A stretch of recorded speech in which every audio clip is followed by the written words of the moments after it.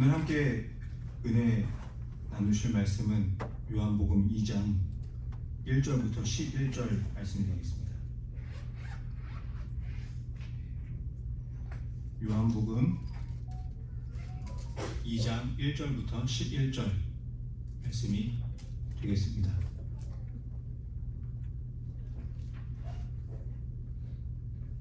다 찾으셨으면 우리 한 목소리로 함께 요한복음 1장 1절부터 11절 말씀 함께 봉독하도록 하겠습니다.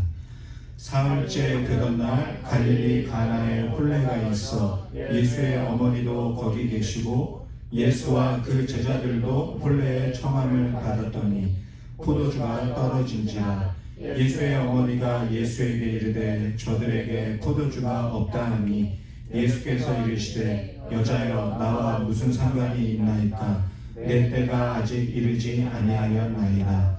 그의 어머니가 하인들에게 이르되 너희에게 무슨 말씀을 하시든지 그대로 하라 하니라. 거기에 유대인의 정결 예식을 따라 두 소통 드는 돌 항아리 6이 놓였는지라.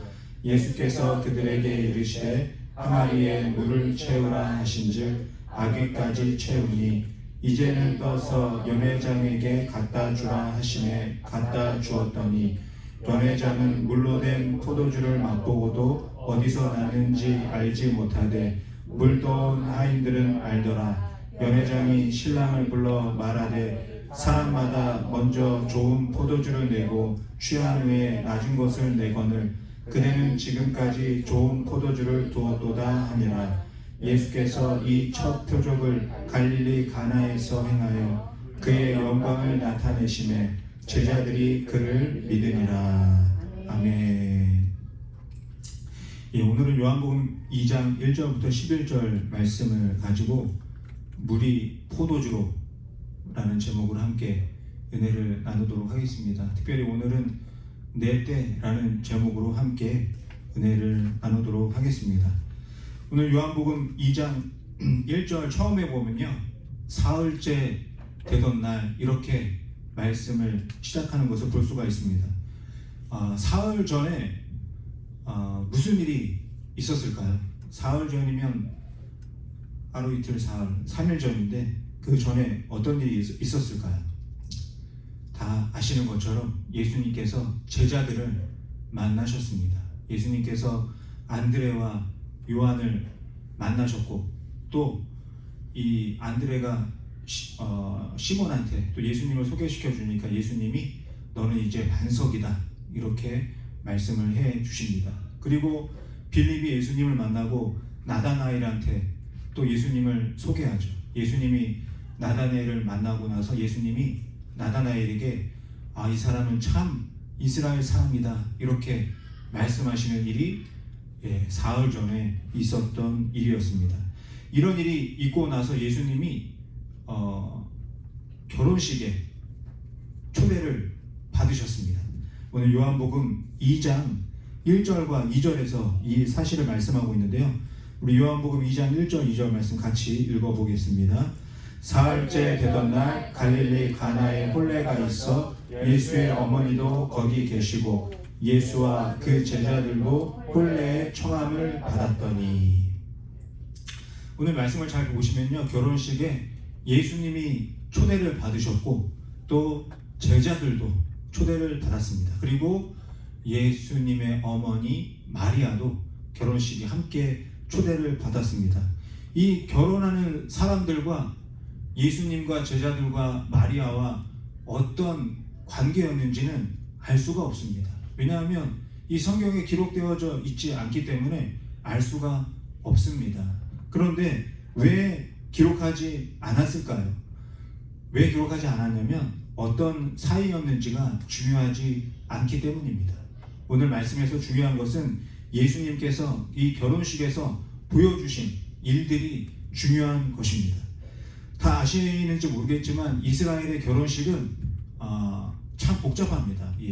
결혼하기까지 1년이 넘게 걸려요. 그런데 그 중에서 이제 마지막 결혼 파티가 오늘 나오는 이 말씀에 기록되어져 있는 말씀입니다. 결혼 파티도 하루 하는 게 아니라 일주일 동안 합니다. 일주일 동안 많은 사람들을 초대해서 파티를 합니다. 그리고 이 파티를 신랑이 준비를 합니다. 신랑이 신부에게 잘 보이기 위해서 파티를 준비를 하죠. 신부와 함께 살고 싶은 그 신랑의 마음을 보여주는 그런 기간이 이런 결혼 파티 기간입니다. 그러니 이 신랑이 얼마나 정성을 다해서 이 파티를 준비하겠습니까? 모든 것이 부족함이 없도록 최선을 다해서 이 결혼 파티를 준비를 합니다. 결혼 파티가 열리는 전날까지 부족한 것은 없는지, 문제가 없는지 확인하고 또 확인하고 확인했을 것입니다. 왜냐하면 이 결혼 파티가 잘 끝나야 내가 사랑하는 신부와 함께 아름다운 가정을 이룰 수 있다는 그런 생각과 꿈이 있었기 때문에 이렇게 철저하게 준비를 했습니다. 그렇게 신랑이 준비를 잘해서 이 결혼 파티가 하루 이틀 잘 진행이 되고 있었습니다. 그런데 갑자기 문제가 생겼습니다. 파티에 참석할 사람들이 마실 음료가 부족하게 되었습니다.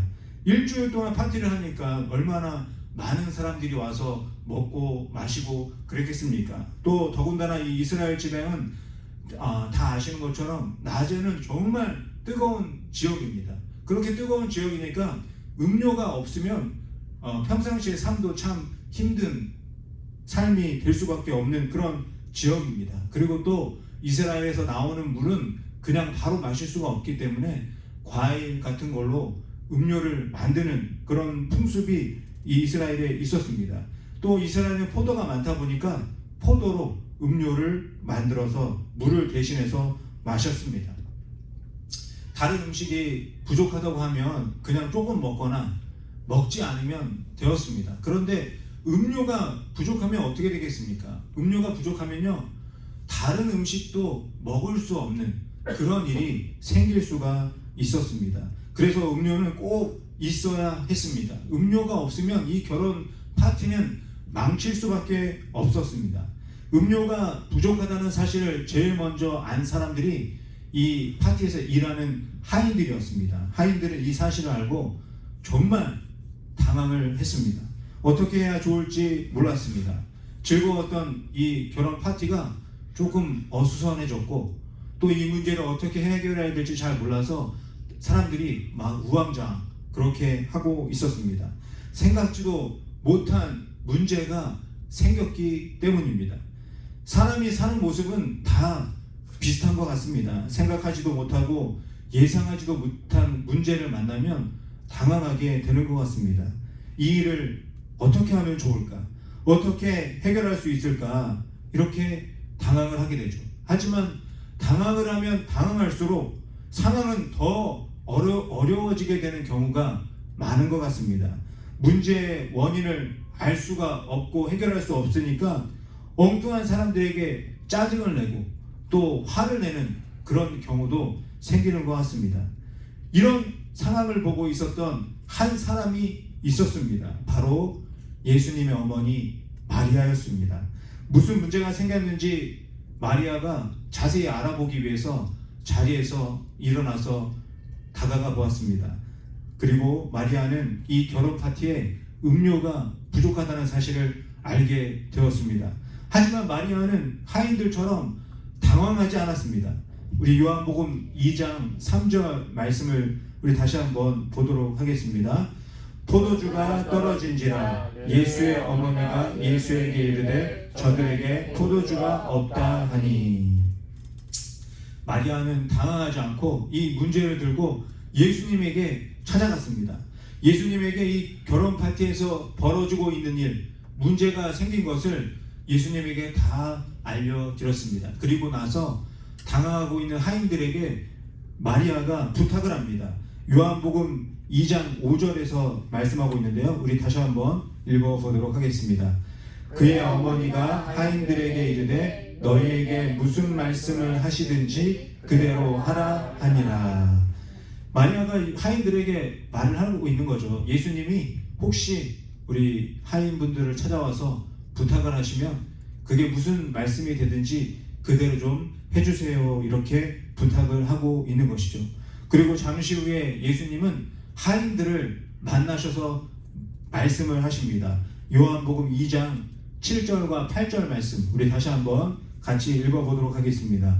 예수께서 그들에게 이르시되 항아리에 물을 채우라 하신즉 아기까지 채우니 이제는 떠서 연회장에게 갖다 주라 하심에 갖다 주었더니 항아리에 물을 부어주세요. 그리고 그 물을 떠서 저 파티에 참석한 사람들에게 나눠주세요. 예수님이 이렇게 부탁을 하셨습니다. 하인들은 사실 다른 방법이 없었습니다. 선택의 여지가 없었죠. 그냥 그렇게 할 수밖에 없었습니다. 예수님이 말씀하신 대로 물을 항아리에 붓고 또 그 부은 물을 떠서 파티에 온 사람들에게 나눠줄 수밖에 없었습니다. 그런데 얼마나 마음이 조마조마했겠습니까? 물을 떠서 갖다 주니 마음이 조마조마했을 것입니다. 그런데 정말 다행히도 결혼 파티에 참석한 사람들은 물로 만든 포도주를 마시고 더 즐거워하고 더 행복해 했습니다. 이 생각지도 못한 일 때문에 당황하고 또 어려워하는 경우가 생길 수 있습니다. 왜냐하면 인생은 내가 계획한 대로, 내가 생각한 대로만 이루어지지 않기 때문입니다. 갑작스러운 일이 생길 수 있습니다. 이런 상황이 나에게도 일어날 수 있습니다. 그럴 때 어떻게 하면 좋을까요? 결혼 파티에 함께 참석하셨던 예수님을 살펴보면서 함께 은혜를 나누도록 하겠습니다. 예수님은 어머니 마리아를 통해서 이 결혼 파티에 문제가 생겼다는 것을 알게 되었습니다. 아까도 읽었지만 요한복음 2장 3절 뒷부분에 보면 예수의 어머니가 예수에게 이르되 저들에게 포도주가 없다. 이렇게 마리아가 예수님에게 도움을 요청하고 있습니다.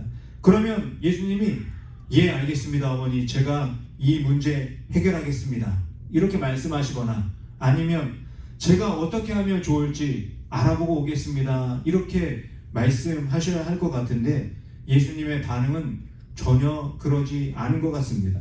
오히려 제가 읽은 이 말씀이 예수님이 하신 말씀이 맞나 싶을 정도로 예수님이 대답을 하십니다. 요한복음 2장 4절인데요. 우리 다시 한번 읽어보도록 하겠습니다. 예수께서 이르시되 여자여 나와 무슨 상관이 있나이까 내 때가 아직 이르지 아니하였나이다. 예수님이 마리아에게 함부로 말씀하시는 것 같습니다. 나는 하나님의 아들이고 너는 한 여인인데 지금 나한테 뭐라고 하느냐 이렇게 말씀하시는 것처럼 보입니다. 하지만 사실은 다 아시겠지만 예수님이 정말 정중하게 말하고 계시는 것이죠. 이 여자여라는 말도 디어라고 해서 정말 정중하게 부르고 계시는 겁니다. 또 이 마리아를 최고로 높이는 그런 표현이죠. 격식을 갖춘 말씀입니다. 그 다음에 이어지는 나와 무슨 상관이 있나이까 이 말도 다른 번역으로 제가 읽어드리면 이렇게 되어져 있습니다. 새 번역에는 그것이 나와 당신에게 무슨 상관이 있습니까? 또 쉬운 성경에는 왜 저에게 이런 부탁을 하십니까? 이렇게 말씀하고 있습니다. 약간의 차이가 있는 것 같기도 하고 또 똑같은 것 같기도 하고 그렇게 번역이 되어져 있습니다. 그런데 그 뒤에 이어지는 내 때가 아직 이르지 아니하였나이다. 이 말씀은 모든 번역에서 동일하게 번역을 하고 있습니다. 새 번역에는 아직도 내 때가 오지 않았습니다. 이렇게 번역하고 있고 쉬운 성경에는 저의 때가 아직 오지 않았습니다. 이렇게 모두 동일하게 번역을 하고 있습니다. 그렇다면 여자여 나와 무슨 상관이 있나이까 내 때가 아직 이르지 아니하였나이다. 이 말씀에서 중요한 의미는 바로 뒷부분에 있는 내 때가 아직 이르지 아니하였나이다. 이 말씀에 담겨져 있다는 것을 알 수가 있습니다. 왜 나를 이 일에 끌어들이시나요? 저는 마구잡이로 일하지 않습니다. 때를 따라 일합니다. 예수님이 이렇게 말씀하고 계시는 것입니다. 예수님은 결혼 파티에 문제가 생겼다는 것을 아셨지만 그 문제를 바로 해결하지 않았습니다. 때가 있다는 것입니다. 여기에서 무엇을 알 수가 있습니까? 하나님의 아들이신 예수님조차도 하나님이 정하신 때를 따라 일하신다는 것입니다. 예수님이니까 아무 때나 하고 싶을 때 원하는 때 일하면 되지 않을까, 우리는 그렇게 생각할 수가 있습니다. 하지만 예수님은 그렇게 하지 않으셨습니다. 항상 아버지 하나님이 정하신 때를 따라 일하셨습니다. 예수님이 공생의 3년을 시작할 때도 하나님이 정하신 때를 따라 시작하셨습니다. 내 나이가 이제 30살이 되었으니까 이제 공생애를 시작할까? 예수님이 혼자 정하신 것이 아닙니다. 우리가 잘 알고 있는 나사로가 있습니다. 나사로가 죽었다는 소식을 예수님이 들으셨을 때도 마찬가지입니다. 예수님과 나사로가 절친이었다고, 베프였다는 것을 모든 사람들이 다 알고 있었습니다. 절친이 죽었으니 예수님이 바로 오시겠구나, 절친이 너무 아프니 예수님이 달려오시겠구나, 이렇게 생각을 했습니다. 그러나 예수님은 바로 달려가지 않으셨습니다. 요한복음 11장 39절에 보면 예수님이 나흘, 그러니까 4일이나 지난 후에 나사로가 죽은 그 무덤 앞에 가셨다, 이렇게 말씀을 하고 있습니다. 왜 그러셨을까요? 예수님은 때를 기다리신 것입니다. 예수님은 이런 말씀도 하십니다. 마태복음 24장 36절에 이렇게 말씀하십니다. 우리 함께 읽어보겠습니다. 그러나 그날과 그때는 아무도 모르나니 하늘의 천사들도 아들도 모르고 오직 아버지만 아시느니라. 이 말씀을 통해서 무엇을 알 수 있습니까? 예수님은 모든 때를 하나님께 맡기셨습니다. 문제와 어려움이 생기면 대부분 어떻게 기도합니까? 하나님, 나에게 어떻게 이런 일이 생길 수 있습니까? 하나님, 빨리 해결해 주세요. 지금 당장 빨리 이 문제가 해결되고 어려움이 사라지게 해주세요. 이렇게 기도하고 하나님 앞에 구하게 됩니다. 그 기도가 응답되어져서 바로 놀라운 일이 일어나면 얼마나 감사하겠습니까? 하지만 그러지 않을 때 내 마음이 어떻습니까? 왜 이렇게 기도를 들어주시지 않나? 하나님이 살아계신 건가? 신앙생활을 해야 하나 말아야 하나? 이런 고민이 생기지 않으십니까? 이런 고민이 생기는 이유가 무엇이겠습니까? 바로 때를 내가 정하기 때문입니다. 내가 원하는 때는 지금 당장인데 왜 하나님은 이것을 모르고 계시는가? 이런 생각을 하기 때문입니다. 때, 시간과 시기는 하나님이 정하신다는 것을 믿지 못하고 하나님께 맡기지 않으니까 조바심이 생기고 마음이 답답해지고 걱정이 생기고 두려워지고 결국에는 하나님을 향한 믿음까지 흔들리게 되는 것입니다. 그런데 예수님이 우리에게 보여주는 모습은 어떻습니까? 예수님은 내 때는 내가 정하지 않습니다. 하나님이 정하십니다. 하나님의 때가 있습니다. 나는 그 때를 따라 움직입니다. 예수님은 모든 삶을 통해서 이렇게 말씀하고 계십니다. 예수님에게서는 조바심이나 걱정이나 염려나 두려움이 전혀 보이지 않습니다. 왜 그렇습니까? 나보다 더 정확하게 때를 알고 계시는 하나님을 믿기 때문입니다. 영원 전부터 영원까지 모든 때를 주관하고 통치하시는 하나님이 지금 이 순간에도 때를 통치하시고 주관하고 다스리고 계신다고 믿기 때문입니다. 결혼 파티에 갑자기 문제가 생기고 하인들이 당황하고 또 결혼 파티를 준비한 신랑이 어려워하고 걱정할 때 바로 즉시 문제를 해결해 주지 않으신 이유가 여기에 있습니다. 예수님께 그 순간 중요한 것은 문제가 바로 당장 해결되는 것이 아니었습니다. 예수님에게 중요한 것은 하나님 아버지입니다. 하나님의 말씀이 이루어지는 것입니다. 하나님께서 정하신 때 하나님의 말씀이 이루어지는 것이 예수님에게는 그 무엇보다도 기적과 이사보다도 더 중요한 것이었습니다. 그렇기 때문에 예수님은 때를 기다리시는 것입니다. 우리가 잘 알고 있는 전도서 3장에 이런 고백이 있습니다. 솔로몬의 고백인데요. 우리 3장 1절부터 8절 말씀 조금 길긴 하지만 우리 함께 읽어보도록 하겠습니다. 범사에 기한이 있고 천하 만사가 다 때가 있나니 날 때가 있고 죽을 때가 있으며 심을 때가 있고 심은 것을 뽑을 때가 있으며 죽일 때가 있고 치료할 때가 있으며 헐 때가 있고 세울 때가 있으며 울 때가 있고 웃을 때가 있으며 슬퍼할 때가 있고 춤출 때가 있으며 돌을 던져 버릴 때가 있고 돌을 거둘 때가 있으며 안을 때가 있고 이를 멀리할 때가 있으며 찾을 때가 있고 잃을 때가 있으며 지킬 때가 있고 버릴 때가 있으며 찢을 때가 있고 꿰맬 때가 있으며 잠잠할 때가 있고 말할 때가 있으며 사랑할 때가 있고 미워할 때가 있으며 전쟁할 때가 있고 평화할 때가 있느니라. 솔로몬이 긴 인생을 살아보니까 모든 일에 때가 있다는 것을 깨닫고 이렇게 고백하고 있는 것입니다. 그런데 전도서 3장 11절에 보면 이 모든 것을 정리하는 말씀이 있습니다. 전도서 3장 11절 말씀 우리 함께 한 목소리로 읽어보겠습니다. 하나님이 모든 것을 지으시되 때를 따라 아름답게 하셨고 또 사람들에게는 영원을 사모하는 마음을 주셨느니라. 그러나 하나님이 하시는 일의 시종을 사람으로 측량할 수 없게 하셨도다.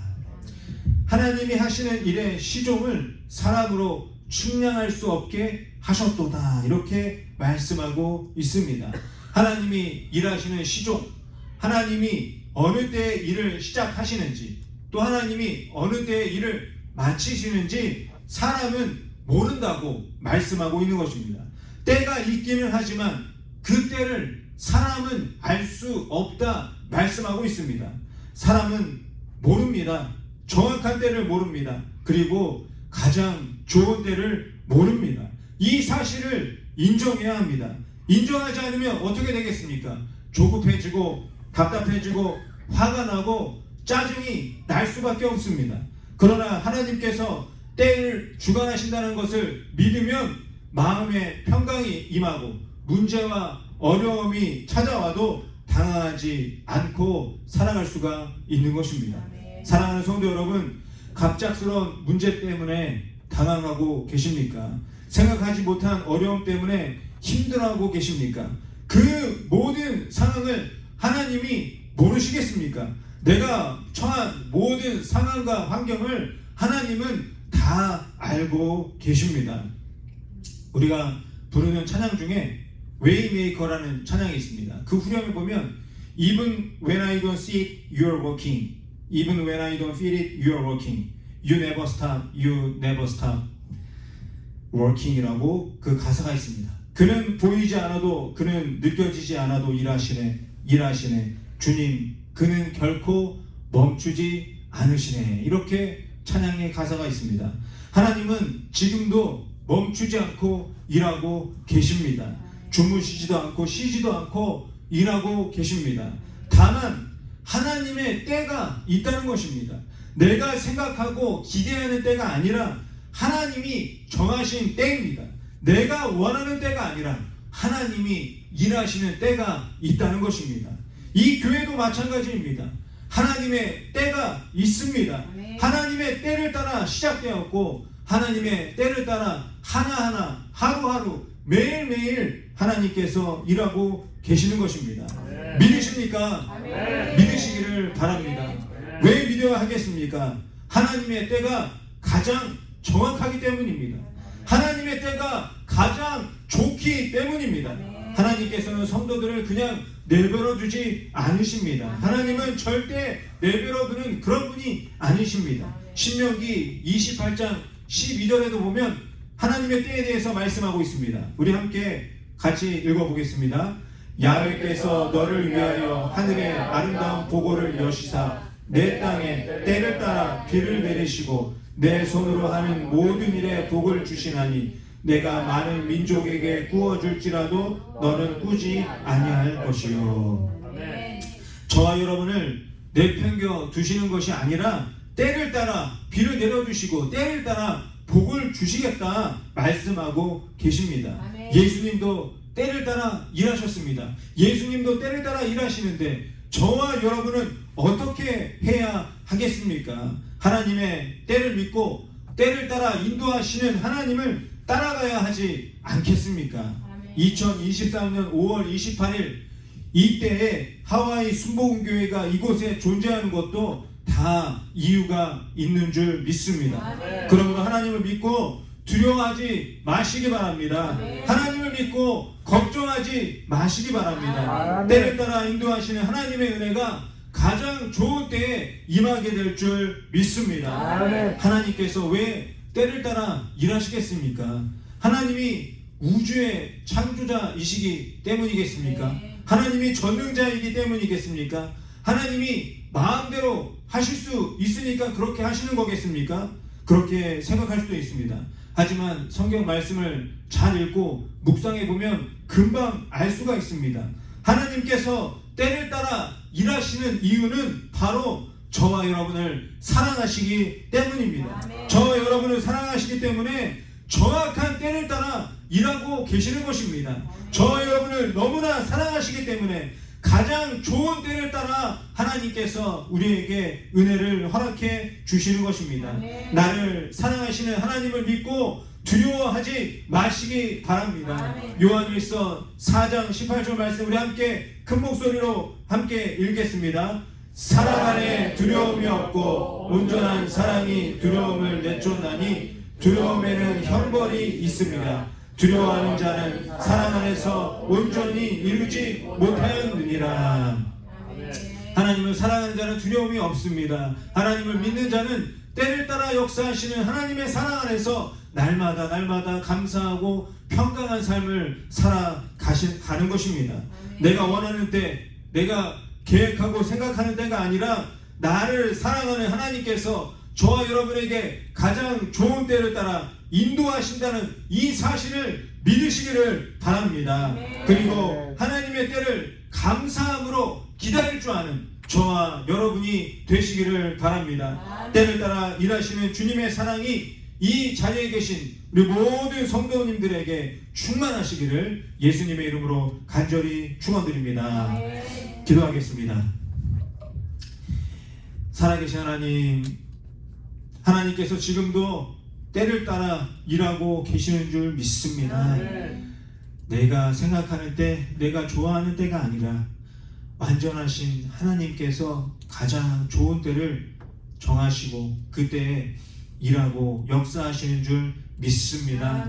하나님, 이 사실을 우리가 믿고 흔들리지 않게 하여 주시옵소서. 걱정하지 않고 두려워하지 않고 좋으신 하나님을 바라보고 하나님의 때를 기다리며 이 세상을 살아가게 하여 주시옵소서. 그렇게 하나님의 때를 믿고 기다리는 자에게 하나님께서 하늘의 문을 열어주시고 비를 내리시고 은혜와 축복을 허락해 주시는 줄 믿습니다. 이 자리에 있는 우리 모든 성도님들 하나님의 때를 믿고 맡겨드렸사오니 하나님께서 일하여 주시옵소서. 기다리겠습니다. 하나님의 때를 믿고 기다리겠습니다. 믿는 자에게 하나님의 놀라운 은혜를 부어 주시옵소서. 감사드리고 예수님의 이름으로 기도합니다. 아멘.